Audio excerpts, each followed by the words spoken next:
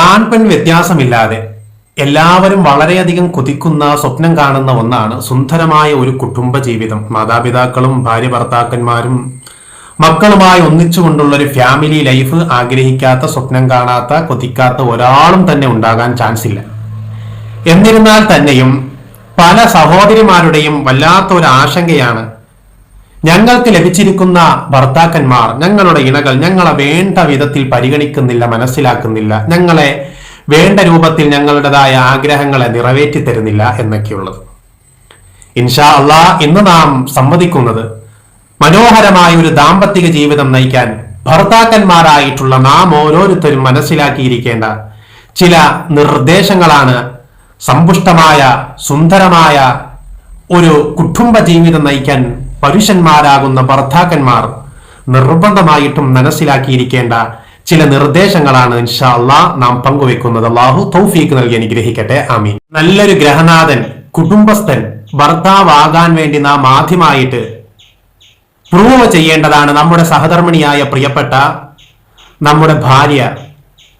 അവർ നമ്മളുടെ അടുക്കൽ പരിപൂർണ സുരക്ഷിതയാണ്, നിർഭയത്വമുള്ളവളാണ് എന്ന തോന്നൽ നാം നമ്മുടെ സഹധർമ്മിണിയിൽ ആദ്യമായിട്ട് നാം ഉണ്ടാക്കിയെടുക്കണം. ഒന്നാമതായിക്കൊണ്ട് ഭർത്താക്കന്മാർ പ്രൂവ് ചെയ്യേണ്ടത് നമ്മുടെ പ്രിയപ്പെട്ടവൾ നമ്മളുടെ അടുക്കൽ, നമ്മുടെ കുടുംബത്തിൽ അവൾ ഓക്കെയാണ്, അവൾ സുരക്ഷിതയാണെന്നുള്ള തോന്നൽ അവളിൽ ഭർത്താക്കന്മാർ ഉണ്ടാക്കാൻ ശ്രമിക്കണം. തുടർന്ന് നാം അവരുമായിട്ട് സംവദിക്കുമ്പോൾ, നമ്മുടെ പ്രിയതമയുമായിട്ട് സഹധർമ്മിണിയുമായിട്ട് സംവദിക്കുമ്പോൾ, എപ്പോൾ സംവദിക്കാൻ ആരംഭിച്ചാലും അസ്സലാമു അലൈക്കും വറഹ്മത്തുള്ളാഹി വബറകാതുഹു എന്ന ഇസ്ലാമിന്റെ അഭിവാദനം കൊണ്ട് അവരുമായിട്ട് നാം സംവദിക്കാൻ ആരംഭിക്കണം. അങ്ങനെ സംസാരം ആരംഭിക്കുന്നതിലൂടെ പിശാചിൻ്റെതായ ഇടപെടലുകൾ ഇല്ലാതാക്കാൻ അത് സാധ്യമാകും. എപ്പോഴെങ്കിലും നാം അങ്ങനെ സലാം കൊണ്ട് സംസാരിക്കാറുണ്ടോ ഒന്ന് ചിന്തിക്കേണ്ടതാണ്. നല്ലൊരു ഭർത്താവാകാൻ വേണ്ടി പരിശ്രമിക്കുന്നയാൾ മനസ്സിലാക്കേണ്ട വളരെ ഗൗരവമായൊരു വിഷയമാണ്.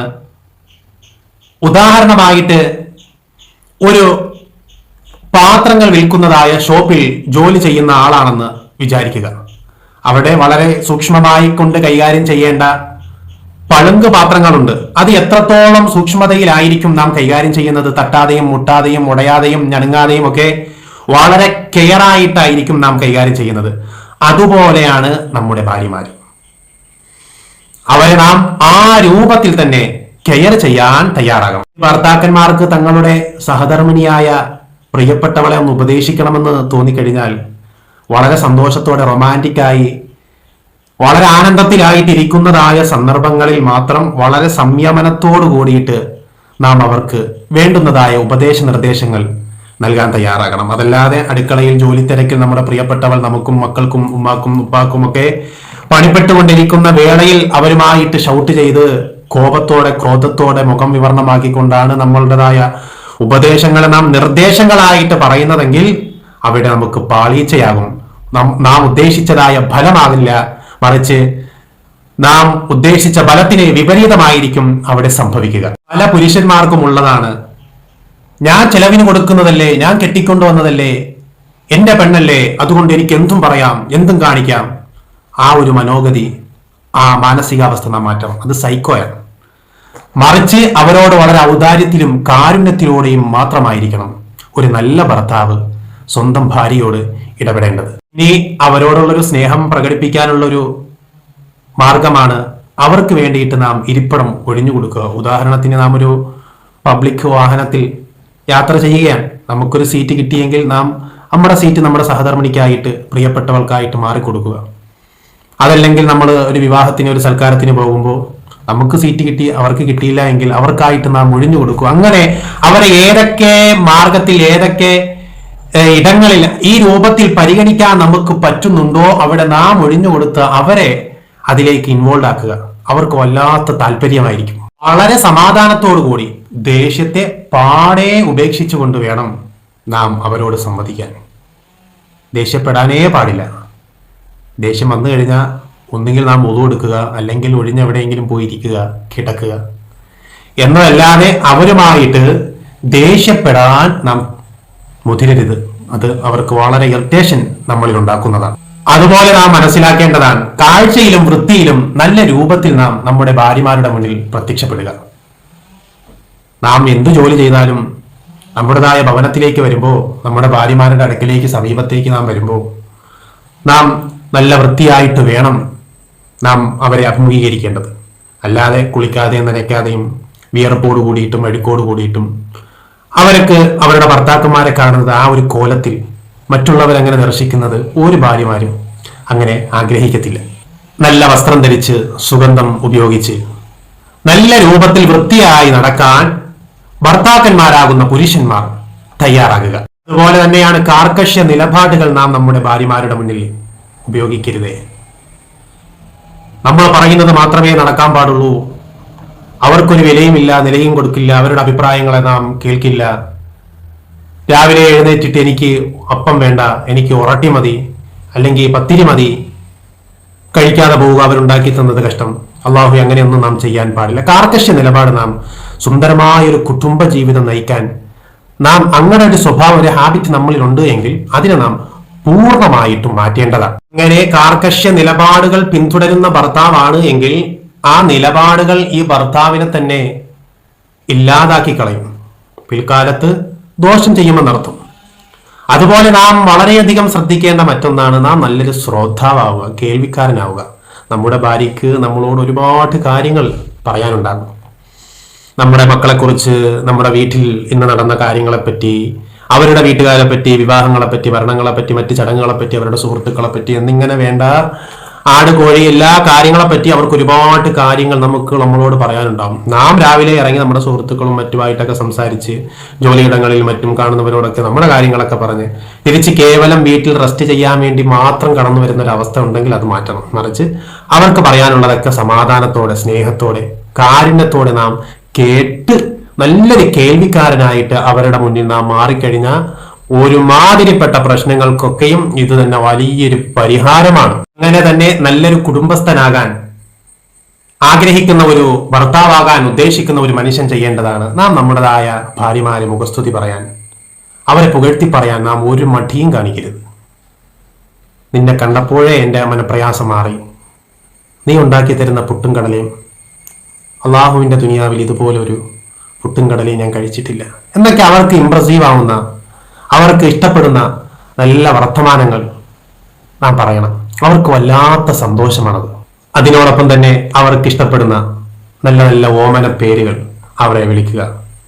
മുത്തേന്നോ, കരളയെന്നോ, കൽബേന്നോ എന്നൊക്കെ അവർക്ക് വളരെ സ്നേഹം തോന്നുന്ന, നമ്മളോട് സ്നേഹം തോന്നപ്പെടുന്ന തരത്തിലുള്ള നല്ല നല്ല പേരുകൾ അഭിസംബോധന ചെയ്യുക.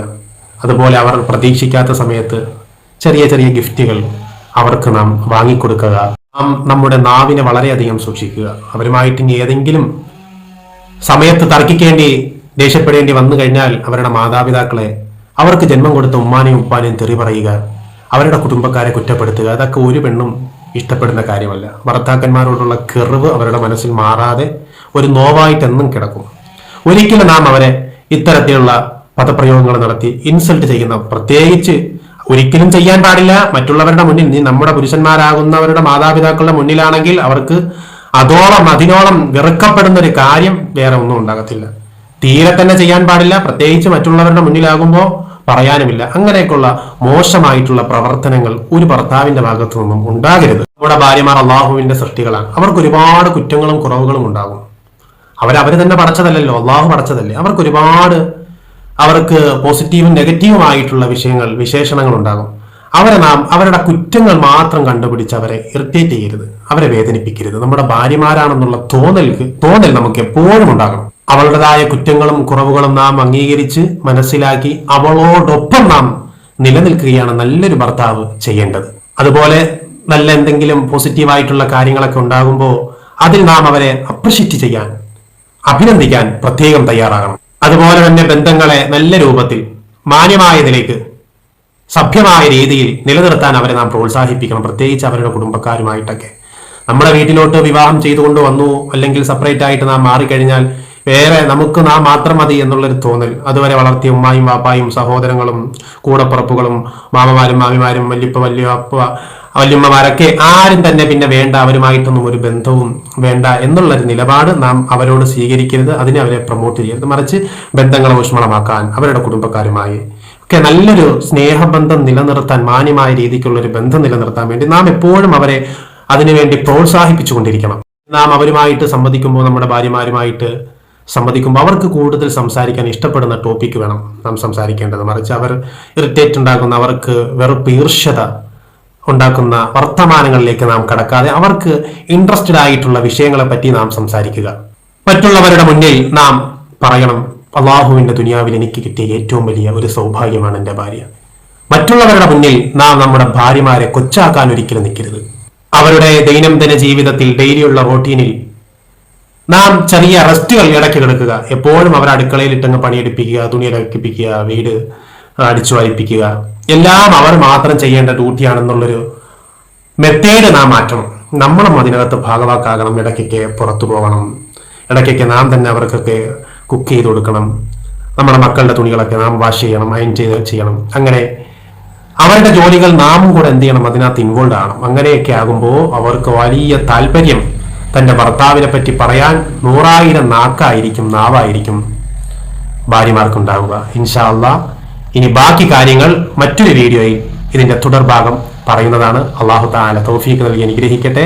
നമ്മുടെ ഭാര്യമാർക്ക് അള്ളാഹു എല്ലാവിധ സലാമത്തും അനുഗ്രഹങ്ങളും ഐശ്വര്യങ്ങളും അള്ളാഹു നൽകി അനുഗ്രഹിക്കട്ടെ. രോഗികളായി പ്രയാസപ്പെടുന്നവരുണ്ട് എങ്കിൽ അള്ളാഹു തആല സമ്പൂർണ്ണമായ രോഗശമനം നൽകി അനുഗ്രഹിക്കട്ടെ. അള്ളാഹു തആല അവർക്ക് വലിയ നിധികളായി നൽകിയിട്ടുള്ള മക്കൾ, പൊന്നോമന മക്കൾ അള്ളാഹു ഇരു ലോകത്തും കൺകുളിർമയുള്ള മക്കളാക്കി അള്ളാഹു രൂപപ്പെടുത്തട്ടെ. ആമീൻ. അസ്സലാമു അലൈക്കും വറഹ്മത്തുള്ളാഹി വബറകാതുഹു.